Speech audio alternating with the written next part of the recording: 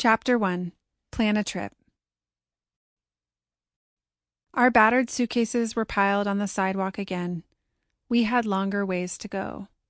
But no matter. The road is life. Jack Kerouac. It all started with a wedding. So many good stories do. There was a church, a big white dress, a bunch of bridesmaids, and then there was me, getting ready alone, driving to the ceremony alone, sitting in the pew inches from friends, but still very much alone. It wasn't the going alone part that bothered me. That much I had done at least a dozen times before. It was this strange feeling I was carrying with me that may or may not have had anything to do with the wedding. It was a restlessness, a confusion, a tension. I was 26 years old with a graduate degree under my belt and a job as a middle school English teacher to show for it. This is what I had worked and waited for, what I had hoped would be the culmination of all my school loans, studying, and internships. This was supposed to be the climax. But it didn't feel like that. It felt like something was missing. On the outside, at least, many other things were coming together. I'd been approved for a home loan, first of all. There was this beautiful condo in Northwest Portland that had caught my eye, and I had decided to just see if I could buy it. It was quaint and small, barely big enough for just me, but it was walking distance to restaurants and boutiques and close to the highway I took to get to work. It was in the quiet part of the neighborhood, a few blocks from the commotion, just the way I liked it. And I had friends who lived within biking distance.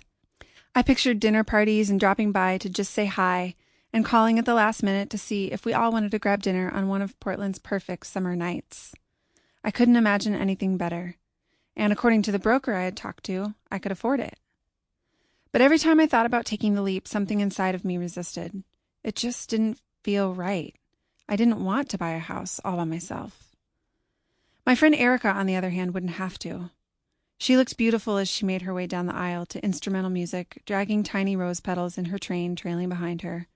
I was happy for her. I really was.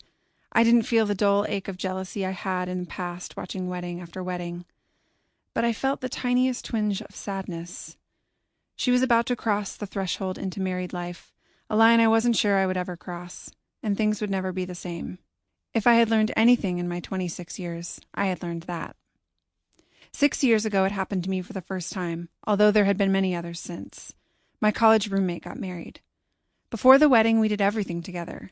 Eating together, doing homework together, watching afternoon reruns of Dawson's Creek together, sitting awake together in a sterile hospital room as her dad slowly faded away from life, until the pressing questions about God and life and what happens on the other side quietly subsided. But now, we didn't do anything together.